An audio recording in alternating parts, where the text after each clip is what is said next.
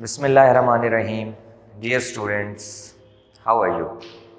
I am Ansar Iqbal, teaching you physics in chemistry rings for the last week. जैसे कि हम मुख्तलिफ lectures के अंदर वर्क, एनर्जी और पावर को डिस्कस कर रहे हैं, उसी सीरीज़ में आज हमारा जो टॉपिक अंडर डिस्कशन होगा वो क्या होगा? Work done by constant force होगा।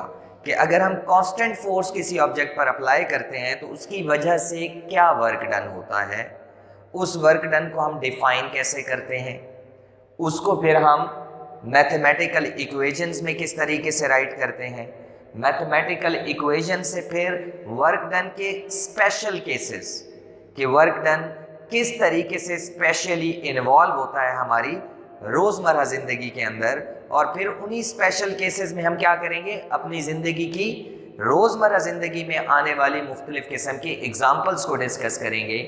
फिर हम क्या देखेंगे कि वर्क जो है उसको किन यूनिट्स में मेजर करते हैं। तो इन यूनिट्स में हम किस किस को डिफाइन करेंगे?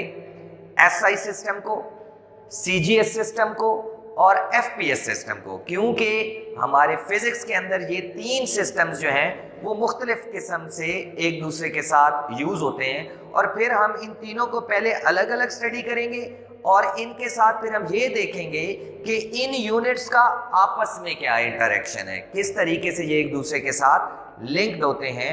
और एंड पे हम क्या करेंगे, जब हम पूरा टॉपिक जो है वो डिस्कस कर लेंगे तो एट द एंड जो ईटा एग्जाम के अंदर या यूएचएस के एमडी कैट के अंदर या नेस्ट के टेस्ट के अंदर जो स्पेशली इस टॉपिक से रिलेटेड जो एमसीक्यूज आए हैं उनको हम सॉल्व भी करेंगे और उनकी टेक्निक भी बताएंगे कि किस तरीके से वो आप इजीली सॉल्व कर सकते हैं। तो चले हम सबसे पहले इस टॉपिक को ब्रीफली स्टडी करते हैं ताकि हमारा जो कॉन्सेप्ट है इस टॉपिक के बारे में वो बिल्डअप हो जाए। जब हम कॉन्सेप्ट बिल्डअप कर लेंगे तो उसके बाद हमारे लिए इसके न्यूमेरिकल्स को सॉल्व करना आसान हो जाएगा। चलिए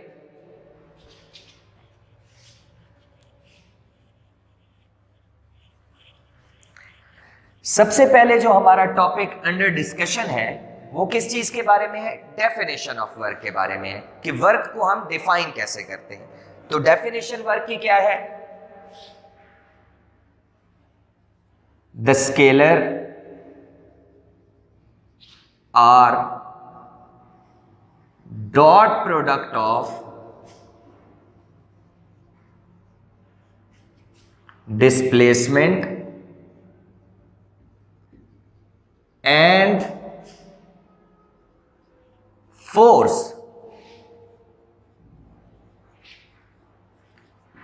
which moved the body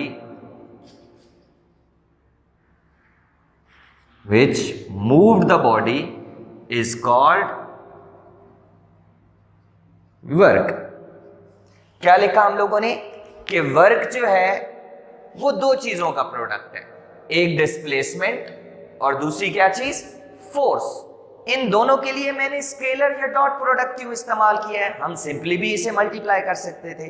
वो इस वजह से हमने इसके लिए डॉट या स्केलर प्रोडक्ट का वर्ड यूज किया है क्योंकि डिस्प्लेसमेंट भी वेक्टर क्वांटिटी है और फोर्स भी वेक्टर क्वांटिटी है। तो जब हम दो वेक्टर्स को आपस में मल्टीप्लाई करते हैं तो वो दो तरह से मल्टीप्लाई हो सकते हैं, या तो उनको हम स्केलर प्रोडक्ट कहते हैं या फिर हम उन्हें क्या कहते हैं? वेक्टर प्रोडक्ट कहते हैं। तो जो वर्क है बेसिकली वो एक स्केलर प्रोडक्ट है क्योंकि जब हम डिस्प्लेसमेंट और फोर्स के वेक्टर्स को आपस में मल्टीप्लाई करते हैं तो उसके नतीजे में जो वर्क आता है वो क्या आती है? एक स्केलर क्वांटिटी आती है। स्केलर क्वांटिटी क्या होती है? जिसका मैग्नीट्यूड तो होता है लेकिन डायरेक्शन नहीं होती। तो इसके लिए हम क्या किस तरीके से इस चीज को एक्सप्लेन कर सकते हैं कि लेट्स सपोज मेरे पास एक बॉडी है, let's suppose this is my body, इसका मास क्या है? m है। अब मैं इसको किधर खींच रहा हूं? इस साइड पे फोर्स लगा रहा हूं। लेट्स सपोज कि मैंने इस बॉडी पे ऐसे रस्सी बांधी हुई और उसको मैं क्या कर रहा हूं? अपनी तरफ खींच रहा हूं। तो जब मैं इसको खींचूंगा तो फोर्स और डिस्प्लेसमेंट जो है वो किस में आ जाएंगे?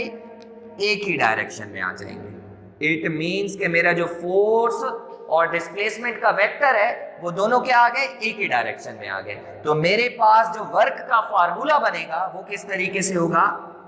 Work is equal to force dot displacement. अब फोर्स को हम किससे लिखते हैं? F से, डॉट D आ जाएगा। तो हमने क्या किया? फोर्स का डॉट प्रोडक्ट ले लिया किस चीज के साथ? डिस्प्लेसमेंट के साथ। तो उसके नतीजे में हमारे पास क्या आ गई? एक क्वांटिटी आ गई जिसे हमने किसका नाम दे दिया? वर्क का नाम दे दिया। अब ये जो डॉट होता है, जब हम इसे रिमूव कर देते हैं तो ये बेसिकली क्या करता है? डॉट का मतलब होता है कि दोनों की डायरेक्शन सेम हो, तभी आपको क्वांटिटी का रिजल्ट मिलेगा। इट मींस कि डॉट को जब हम खत्म करते हैं तो हमारे पास क्या फार्मूला आ जाता है? FD cos थीटा आ जाता है। अब थीटा क्या होता है? Theta is the angle between force and displacement. क्या आ गया हमारे पास? थीटा क्या है? Theta is the angle between force and displacement. कि फोर्स और डिस्प्लेसमेंट दो वेक्टर्स हैं, तो वेक्टर्स की क्या होती है? डायरेक्शन भी होती है। तो उन दोनों के दरमियान जो एंगल डेवलप होगा उसे हम क्या नाम दे देते हैं? थीटा का नाम दे देते हैं। तो फार्मूला क्या बन जाता है? FD cos theta. अब ये जो cos कंपोनेंट आता है, इसकी एक दूसरी डेफिनेशन हम प्रॉपरली किस तरीके से वर्क की करते हैं? इसी फार्मूले को इस्तेमाल करके। दूसरी डेफिनेशन वर्क की क्या है? The product of displacement and component of force and component of force in the direction of displacement।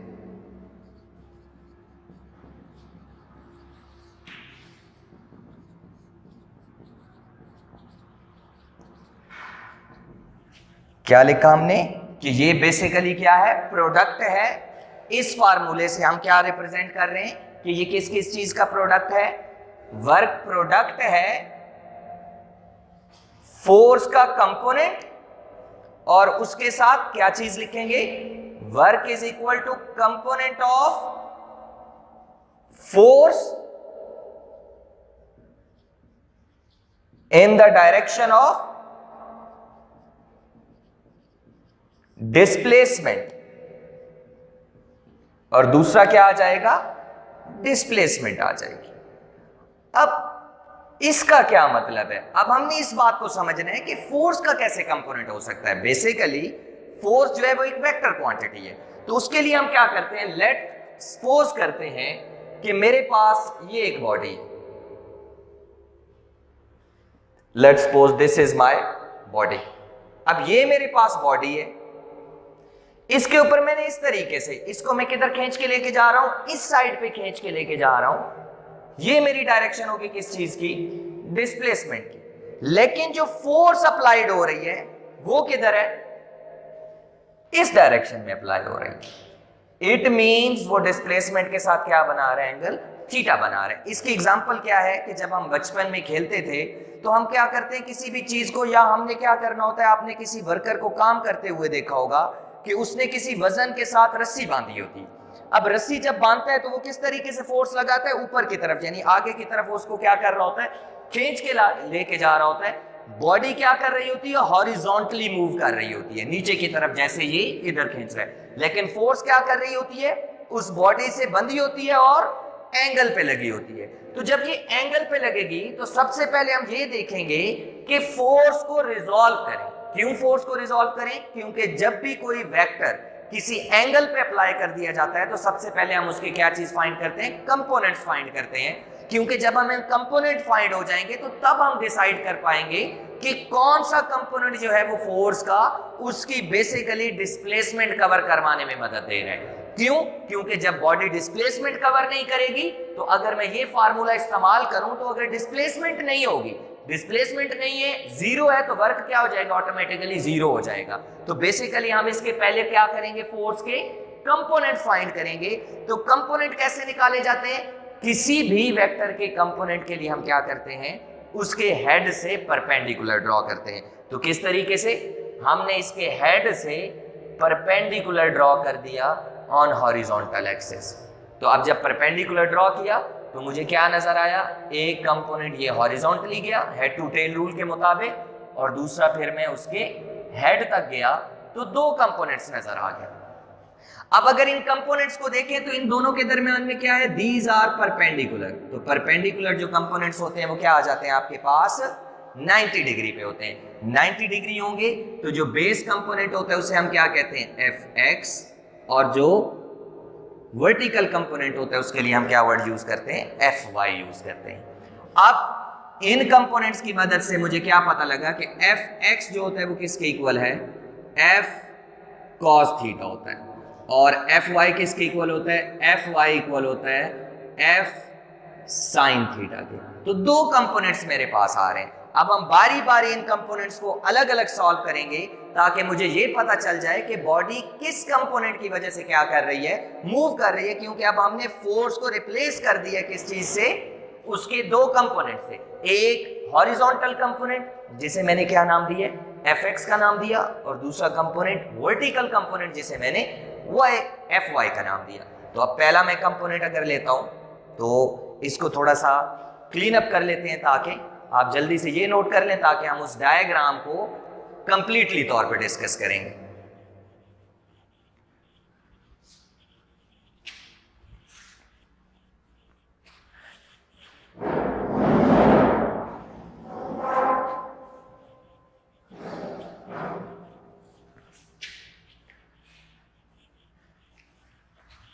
अच्छा, अब मैंने जो डायग्राम बनाई है उसमें पहला कंपोनेंट किस तरीके से है? ये मेरी बॉडी आ गई। अब ये इधर डिस्प्लेसमेंट था d, और दूसरा क्या था उसका? हमारे पास ये कंपोनेंट ले लेते हैं fx जो इसी डायरेक्शन में जा रहा है। तो ये मेरे पास क्या आ गई? fx आ गई। अगर इस कंपोनेंट को देखें तो बॉडी क्या कर रही है? लेट्स सपोज ये मेरी बॉडी है, इसी डायरेक्शन में मैं इसको क्या कर रहा हूं? इधर खींच रहा हूं। तो ये खींच रहा है, फोर्स भी अप्लाई हो रही है और डिस्प्लेसमेंट भी कवर हो रहा है। तो इट मींस कि जो मेरे पास वर्क आ गया वो किसके इक्वल आ गया? Work is equal to x component of force into displacement. x component किसके इक्वल है? f cos थीटा, और साथ में क्या आ जाएगा? डिस्प्लेसमेंट d के इक्वल आ जाएगा। तो मेरे पास वर्क का क्या फार्मूला बन गया? Component of force which is fx। क्यों लिया मैंने? क्योंकि इसी की वजह से बॉडी क्या कर रही है? डिस्प्लेसमेंट कवर कर रही है। दूसरा मैं अगर डायरेक्शन को देखता हूं तो वो मेरे पास क्या आ जाती है? दूसरी डायरेक्शन, ये मेरे पास बॉडी थी, डिस्प्लेसमेंट किस साइड पे जा रहा था? इस साइड पे, और मेरे पास जो fy, जो मेरे पास y कंपोनेंट है वो किस तरीके से लग रहा है? इसके ऊपर परपेंडिकुलर लग रहा है। तो अगर मैं इसी कंपोनेंट को यहां पे रिप्रेजेंट कर दूं तो ये बेसिकली इधर लग रहा है। तो इधर लगेगा तो मैं बॉडी को तो डिस्प्लेस करना है। बॉडी पे फोर्स तो क्या कर रही है? इस डायरेक्शन में ऊपर की तरफ लग रही है। तो ऊपर वो डिस्प्लेसमेंट तो कवर नहीं कर रहा, वो एक जगह से दूसरी जगह मूव तो नहीं कर रहा। तो इट मींस कि जो fy है, जिसे हम क्या कहते हैं? f sin थीटा कहते हैं, no displacement is covered. No displacement is covered, कि कोई डिस्प्लेसमेंट इस केस में कवर नहीं हो रही। सो वर्क क्या होगा? Work due to fy is 0। तो इट मींस हम y कंपोनेंट इंक्लूड नहीं करते, क्योंकि y कंपोनेंट क्या कर रहा है? कोई भी बॉडी में डिस्प्लेसमेंट अकर नहीं करवा रहा। तो मेरे पास y कंपोनेंट की वजह से कोई वर्क नहीं होगा, बल्कि वर्क जो होगा वो किस कंपोनेंट की वजह से होगा? f cos थीटा की वजह से होगा। तो अगर मैं इसको रिप्रेजेंट करूं तो वो क्या बन जाएगा? f डॉट d बन जाएगा। क्यों? क्योंकि cos जो होता है बेटे, दोनों एक ही डायरेक्शन में आगे, जब दो चीजें सेम डायरेक्शन में आ जाती हैं और मल्टीप्लाई होती हैं तो डायरेक्शन का फैक्टर क्या हो जाता है? एक जैसी डायरेक्शंस की वजह से मल्टीप्लाई होके खत्म हो जाता है, तो खत्म होने की वजह से हमारे पास जो फार्मूला बन गया वो क्या बन गया, dot product of force and displacement. या दूसरी डेफिनेशन जो मैंने यहां पे लिखी हुई है, क्या लिखी हुई है, the product of displacement and component of force, the product of displacement and component of force in the direction of displacement. कि वर्क के लिए क्या होता है, दो चीजें जरूरी होती है, एक डिस्प्लेसमेंट और दूसरा फोर्स का वो कंपोनेंट जो किसकी डायरेक्शन में हो, डिस्प्लेसमेंट की डायरेक्शन में, और वो बॉडी को क्या करे, एक जगह से दूसरी जगह लेके जाए। तो आई होप कि आप कॉन्सेप्ट समझ गए होंगे कि ये डॉट प्रोडक्ट क्यों आता है, इसमें हम cos थीटा क्यों यूज करते हैं। वो इस वजह से यूज करते हैं कि जब हम इसको रिजॉल्व करते हैं किसी भी एंगल पे फोर्स को लगा के, तो उसमें जो x कंपोनेंट होता है फोर्स का, वो ही बॉडी को डिस्प्लेस कर रहा होता है, और y कंपोनेंट कोई भी डिस्प्लेसमेंट काज नहीं करता। इस वजह से हमारे पास क्या आ गया, वर्क आ गया dot product of F dot D के इक्वल आ गया। ये मेरे पास बेसिकली वर्क आ गया। अब हम नेक्स्ट चीज की तरफ जाते हैं जो इसके स्पेशल केसेस हैं कि वर्क जो है वो मुख्तलिफ केसेस में किस तरीके से फाइंड होगा। तो सबसे पहले हम क्या करते हैं, सबसे पहले हमारे पास क्या आ गया, पहला केस। पहला केस मैं कहता हूं मैक्सिमम वर्क के लिए, कि मैक्सिमम वर्क किस वक्त होगा। मेरे पास वर्क का फार्मूला क्या है, work is equal to F D cos of angle theta. अब मैं फोर्स भी लगा रहा हूं, फोर्स कांस्टेंट है, कोई वैल्यू चेंज नहीं होगी। डिस्प्लेसमेंट भी क्या होगा, जितना फोर्स अप्लाई होगी उसकी वजह से जो नंबर आएगा वही आएगा। बेसिकली मैक्सिमम वर्क किस पे डिपेंड कर रहा है, थीटा पे डिपेंड कर रहा है कि ये किस तरीके से आएगा।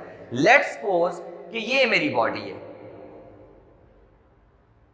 ठीक है, मैं इस पे इस डायरेक्शन में फोर्स अप्लाई कर रहा हूं, इसको खींच रहा हूं जो मैंने एग्जांपल दी। अब खींच रहा हूं तो डिस्प्लेसमेंट भी क्या होगा, इसी डायरेक्शन में कवर होगा। तो दोनों क्या आ रहे हैं, अगर इनको मैं अलग अलग रिप्रेजेंट करूं तो फोर्स की डायरेक्शन आ गई ये, इसी तरीके से डिस्प्लेसमेंट की डायरेक्शन आ गई ये। तो दोनों क्या हो गए, पैरेलल हो गए। Force and displacement are parallel. जब पैरेलल होते हैं तो थीटा कितना लिया जाता है, 0 डिग्री लिया जाता है। जब थीटा 0 डिग्री लूंगा, यहां पे पुट करूंगा, तो वर्क किसके इक्वल आ जाएगा, work is equal to F D cos of 0 degree. अब कॉस 0 जो होता है वो हमें पता है किस चीज की इक्वल वैल्यू होती है, 1 के इक्वल होती है। सो टोटल वर्क डन जो होगा वो एफ डी के इक्वल आ जाएगा, यानी सिर्फ फोर्स और जितना उसने डिस्प्लेसमेंट कवर किया है उनको मल्टीप्लाई करूंगा तो एक रिजल्ट आ जाएगा, और इस वर्क को हम क्या कहते हैं, मैक्सिमम वर्क का नाम देते हैं। यानी किस एंगल पे, एंगल याद रखना है आपने 0 डिग्री पे, और मैक्सिमम वर्क का फार्मूला याद रखना है क्या, work is equal to just force into displacement. ये पहला हो गया हमारे पास। दूसरा हम केस को देखेंगे मिनिमम वर्क, कि मिनिमम वर्क क्या होता है।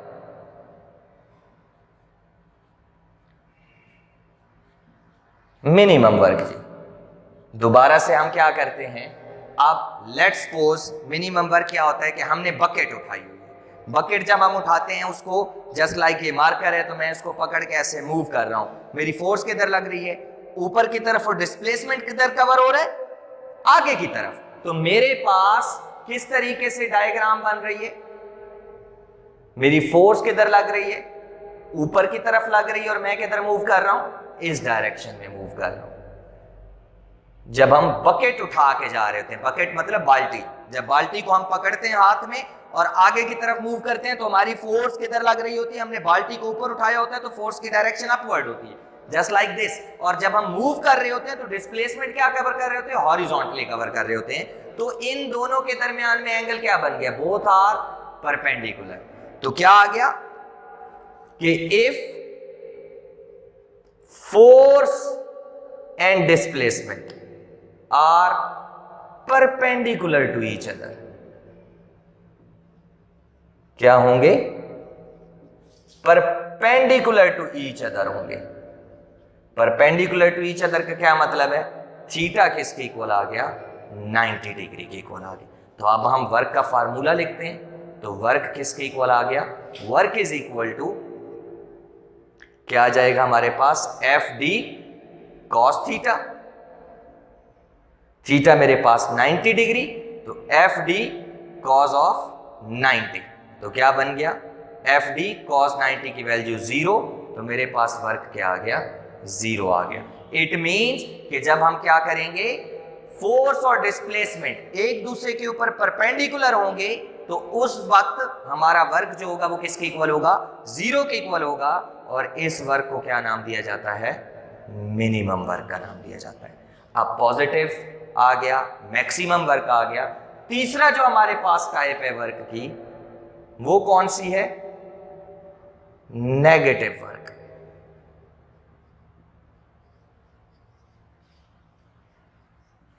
Negative work. नेगेटिव वर्क क्या होगा कि अगर हमारे पास थीटा जो है नेगेटिव, इसको कह देते हैं नेगेटिव मैक्सिमम।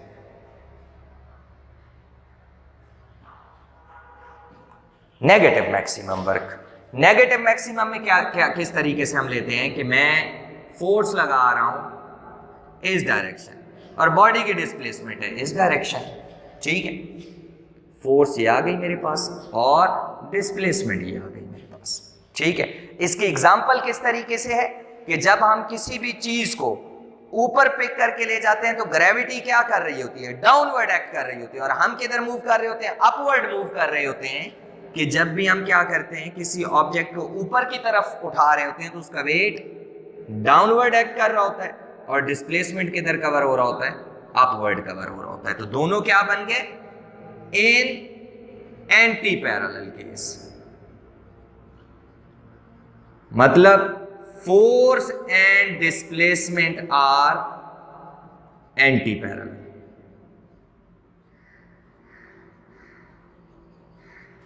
एंटी पैरेलल जी, एंटी पैरेलल में क्या होगा? थीटा जो है वो किसके इक्वल होगा?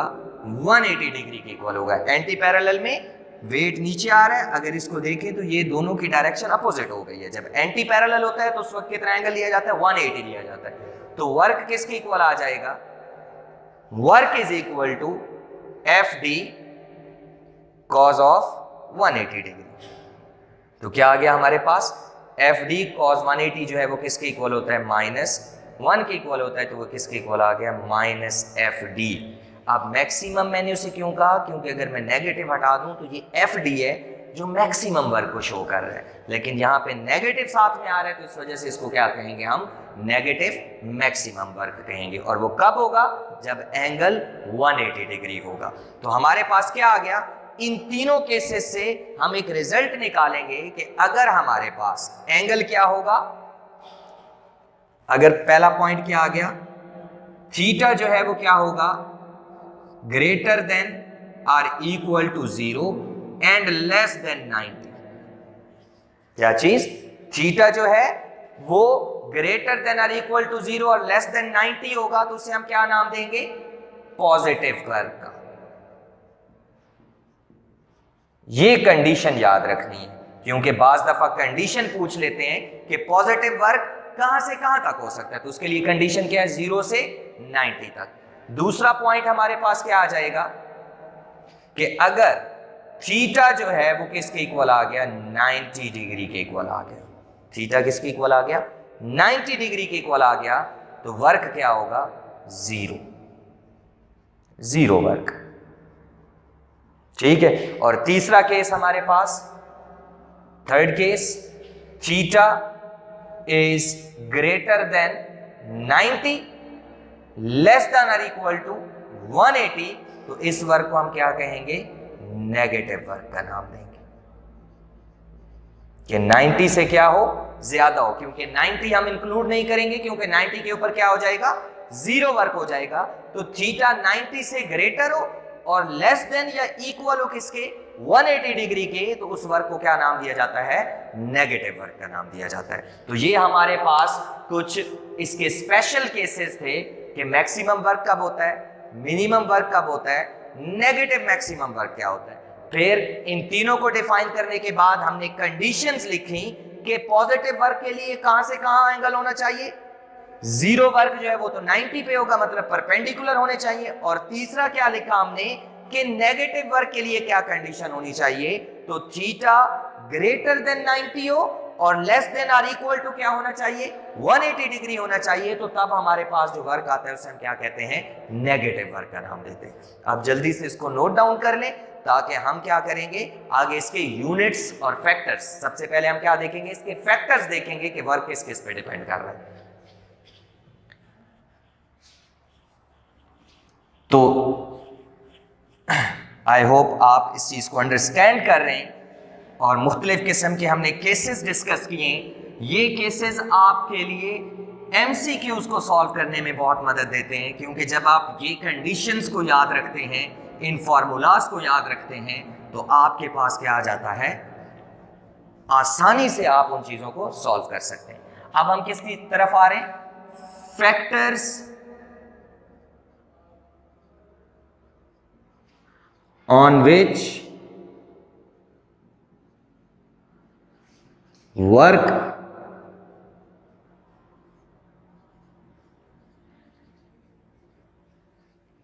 depends, कि वो फैक्टर्स जिन पर वर्क डिपेंड करता है। तो उसके लिए सबसे पहले हम क्या करते हैं, अपना फार्मूला लिख लेते हैं।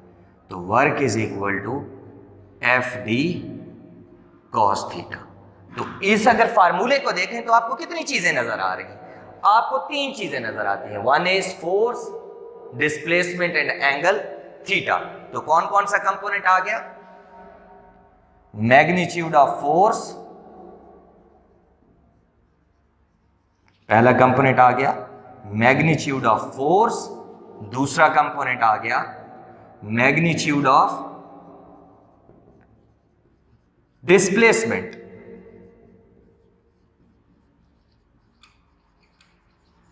और तीसरा मेरे पास जो कंपोनेंट आ रहा है वो क्या आ रहा है, एंगल, जिसे हम क्या नाम देते हैं, ओरिएंटेशन का। क्या नाम देते हैं, तीसरा कंपोनेंट क्या है, ओरिएंटेशन है। ओरिएंटेशन का क्या मतलब है, angle between force and displacement. ये जो फोर्स और डिस्प्लेसमेंट दो वेक्टर्स हैं उनके दरमियान एंगल क्या डेवलप हो रहा है। तो कितने फैक्टर्स पे वर्क डिपेंड कर रहा है, तीन फैक्टर पे। मैग्नीट्यूड ऑफ फोर्स जो इस केस में क्या रहेगी, कांस्टेंट रहेगी, चाहे बॉडी कितना ही डिस्प्लेसमेंट कवर क्यों नहीं करता, उसमें जो उसने शुरू में अप्लाई की थी फोर्स की वैल्यू वही रहेगी, वो चेंज नहीं होगी। दूसरा कंपोनेंट क्या है, मैग्नीट्यूड ऑफ डिस्प्लेसमेंट, कि फोर्स अप्लाई करने से बॉडी एक जगह से दूसरी जगह तक कितना डिस्प्लेसमेंट कवर करती है, वो हमारे पास क्या आ जाएगा, सेकंड कंपोनेंट। और थर्ड कंपोनेंट क्या आएगा हमारे पास, ओरिएंटेशन आएगी, कि फोर्स और डिस्प्लेसमेंट के दरमियान कौन सा एंगल है।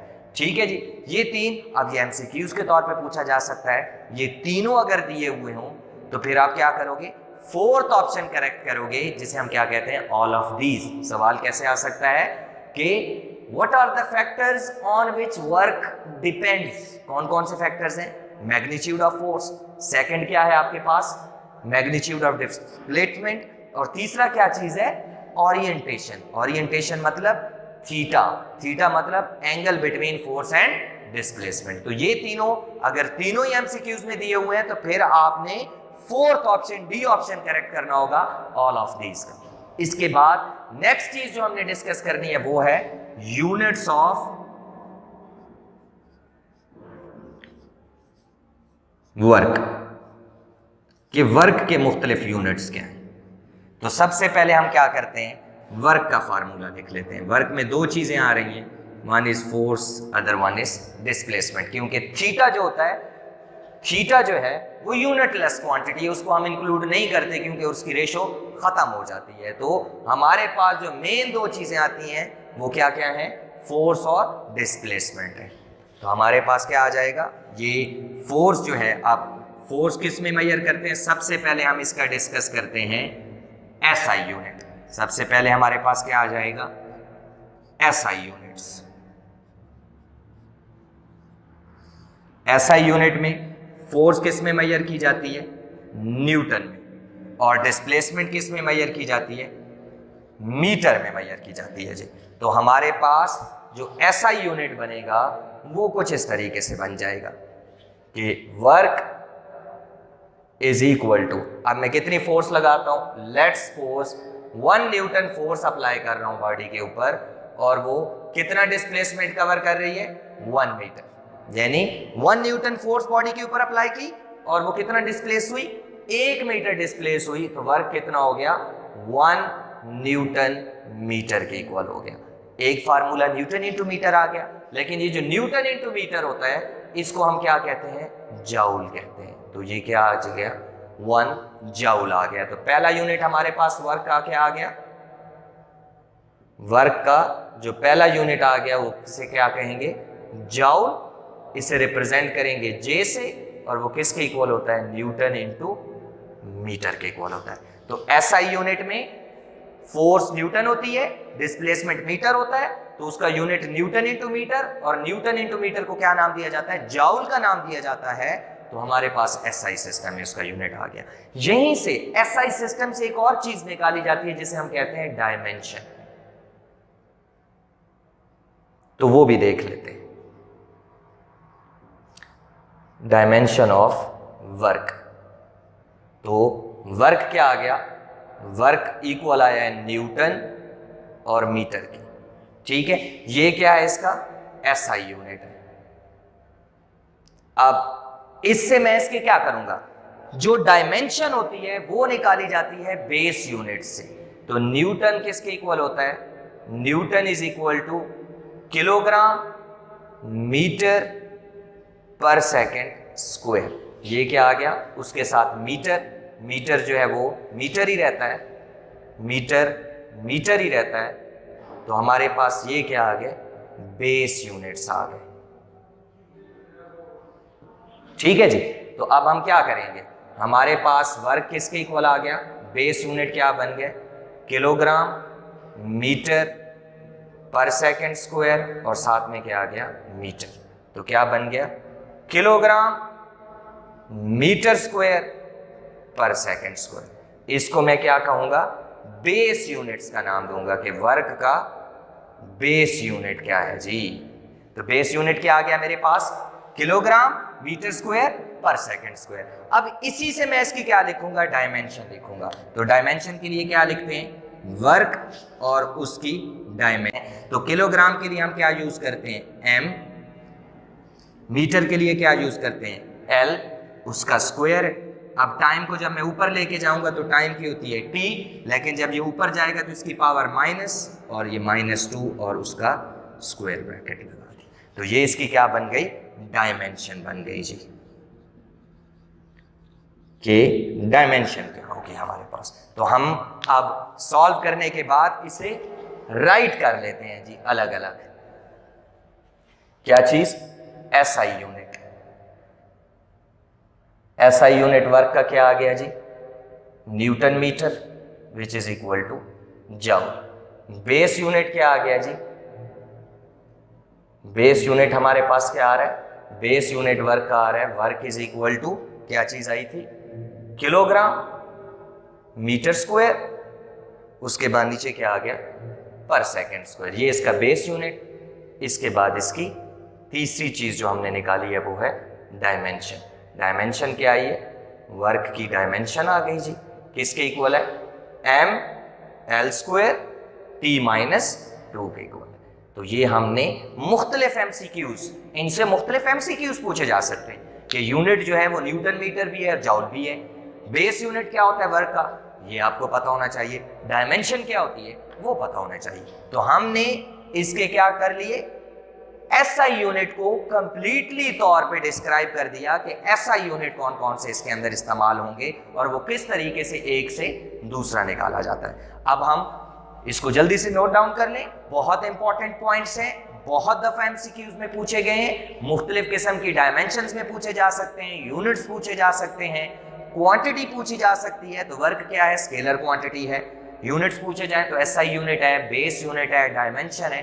अब दूसरे सिस्टम की तरफ आते हैं, क्योंकि स्टार्ट में जब मैंने इस टॉपिक को स्टडी करवाया था तो उसमें मैंने आपको क्या कहा था कि इसके मुख्तलिफ यूनिट्स होंगे,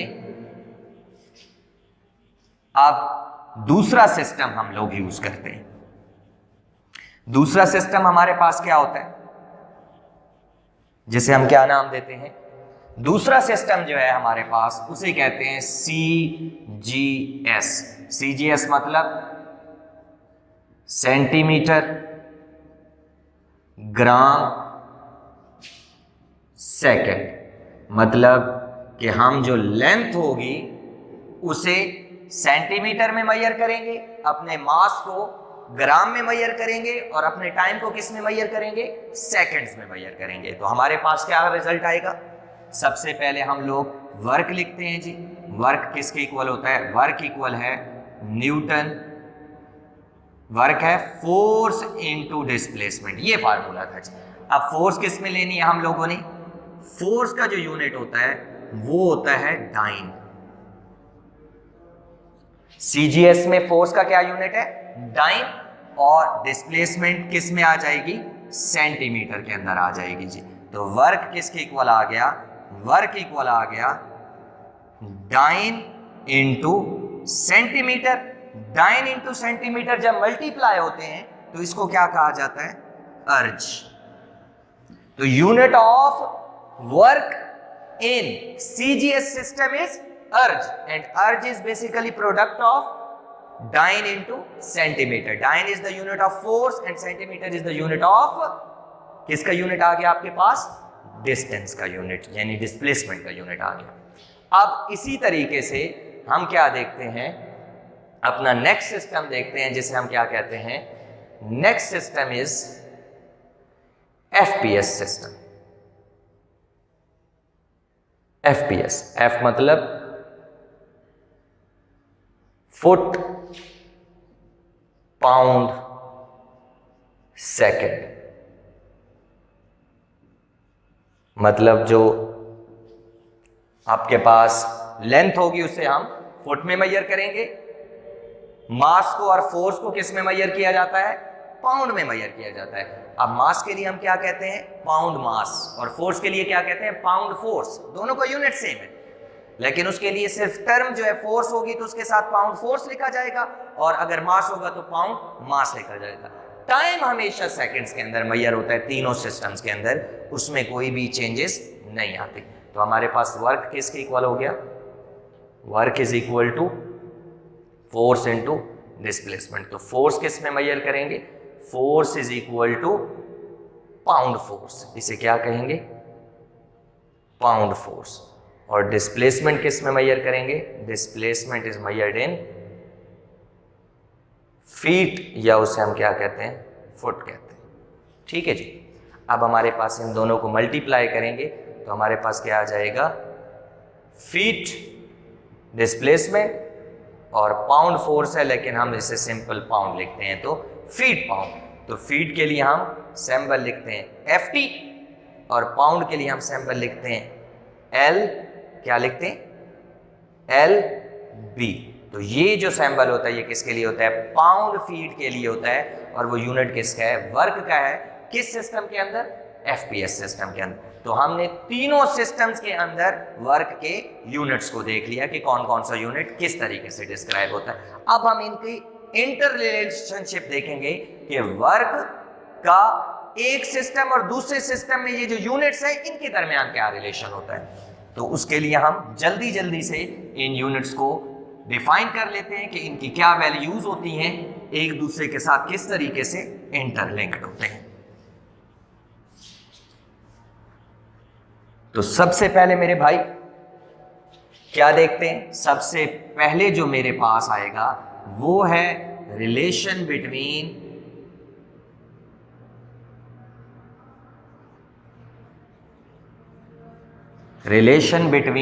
SI एंड CGS। कि SI और CGS में क्या रिलेशन होता है? तो वर्क किसके इक्वल आ गया? FD के इक्वल आ गया। अच्छा जी, फोर्स किसके इक्वल? न्यूटन। और डिस्प्लेसमेंट किसके इक्वल? Displacement is metre. अब वो जो 1 न्यूटन होता है वो किसके इक्वल होता है? 10⁵ डाइन। ये बात याद रखनी है। एक तो ये फोर्स का भी आपको रिलेशन पता लग गया कि 1 न्यूटन जो होता है वो CGS में कितने के बराबर होता है, 10 की पावर 5 डाइन के बराबर होता है।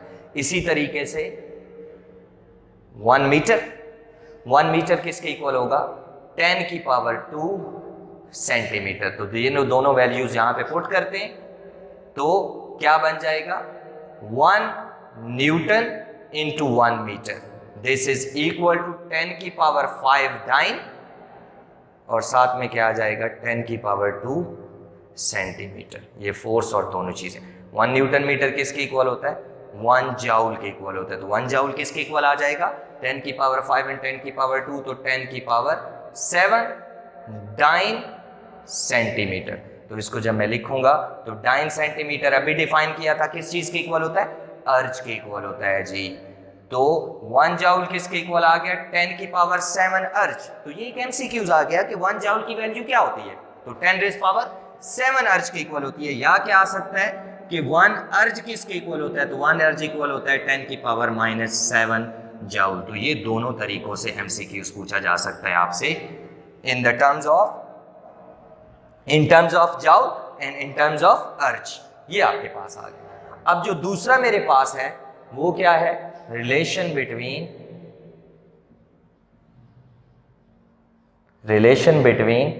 SI एंड FPS, यानी वर्क किसके इक्वल आ गया, FD।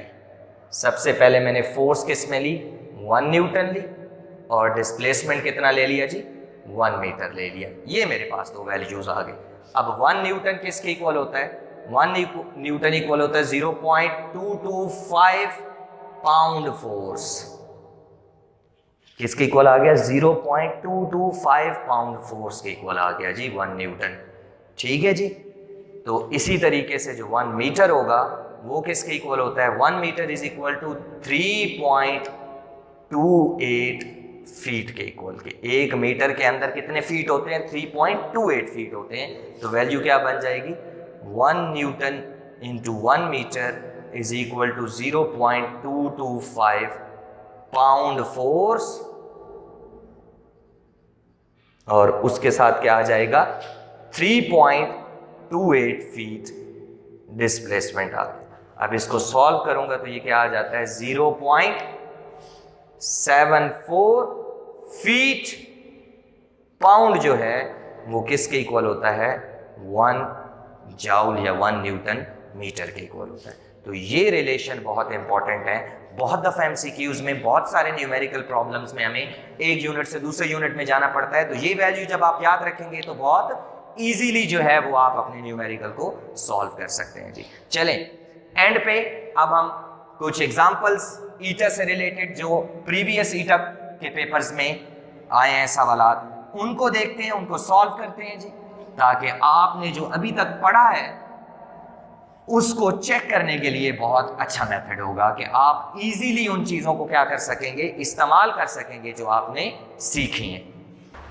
अच्छा जी, फर्स्ट क्वेश्चन जो है वो कुछ इस तरीके से है कि a man carries 1 kilogram body 10 metre horizontally, this is mass of the body, this is displacement. लिख लेते हैं जी, मास जो है वो 1 kg है, डिस्प्लेसमेंट जो है जी वो कितना है, 10 मीटर है। Horizontally on a level ground, the work done by the man is, इसका क्या मतलब है। अब मास दिया हुआ है तो इट मीन्स के वेट जो है वो किधर एक्ट कर रहा है जी, डाउनवर्ड एक्ट कर रहा है, या उसने फोर्स बॉडी पे अगर लगाई हुई है तो वो किस तरफ होगी, अपवर्ड की तरफ होगी। मैन की फोर्स ऑफ मैन और ये वेट ऑफ बॉडी है। और displacement horizontally on the ground, horizontally मतलब सीधा कवर कर रहा है तो 10 मीटर, तो यहाँ पे एग्जैक्ट एंगल कितना बन गया, 90 डिग्री बन गया जी। तो वर्क किसके इक्वल आ जाएगा, work is equal to FD cos theta. तो वैल्यू पुट करने की ज़रूरत ही नहीं है, सिर्फ 90 डिग्री पुट करेंगे और वर्क किसके इक्वल आ जाएगा, 0 के इक्वल आ जाएगा। तो हमें एग्जैक्ट पता लग गया कि डायरेक्शन क्या थी, डायरेक्शन से हमें ओरिएंटेशन पता लग गई। हमने फैक्टर्स देखे थे तो 3 चीज़ें थी, फोर्स, डिस्प्लेसमेंट एंड थीटा। तो थीटा 90 डिग्री होने की वजह से हमारे पास जो वर्क आएगा वो किसके इक्वल होगा, 0 के इक्वल होगा। हमारा जो नेक्स्ट क्वेश्चन है वो कुछ इस तरीके से है कि अ 10 Newton force is applied on a body, कि एक बॉडी है जिसका मास कितना है 2 किलोग्राम है और उसके ऊपर हमने कितनी फोर्स अप्लाई की है 10 न्यूटन की फोर्स अप्लाई की है इन the direction of motion. Direction of motion का क्या मतलब है कि फोर्स और डिस्प्लेसमेंट क्या है, एक ही डायरेक्शन में है, ये चीज हमें बता रही है। तो इट मींस अगर डिस्प्लेसमेंट इस डायरेक्शन, फोर्स अगर इस डायरेक्शन में है तो मोशन भी क्या होगी, इसी डायरेक्शन में है।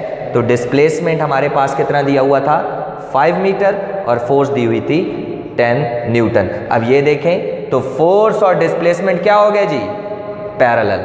तो पैरेलल होंगे तो थीटा किसके इक्वल आ गया, 0 डिग्री के इक्वल आ गया। So work is equal to F D cos of angle theta. तो फोर्स कितनी है 10, डिस्प्लेसमेंट इज 5 और कॉस थीटा की जगह पे 0, तो ये आ जाएगा 50 कॉस 0 1, तो कितना वर्क आ गया जी 50 जॉउल वर्क आ गया।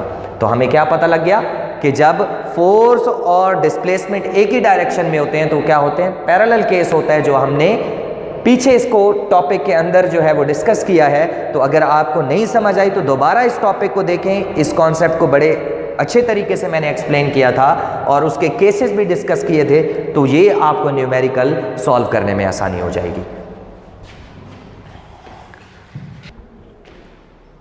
हमारे पास जो नेक्स्ट क्वेश्चन है वो कुछ इस तरीके से है कि object of mass 1 gram is whirled. Whirled का मतलब क्या है, सर्कल में घूम रहा है। किस तरीके से, it is making an horizontal circle. ठीक है जी, इसका 1 ग्राम मास है, कितने, रेडियस कितना है 0.5 मीटर के, और ये क्या कर रहा है, कांस्टेंट स्पीड 2 मीटर पर सेकंड से घूम रहा है। अब देखें जी, यहां से मैंने शुरू किया और मैंने क्या कर दिया, क्लोज पाथ बना लिया।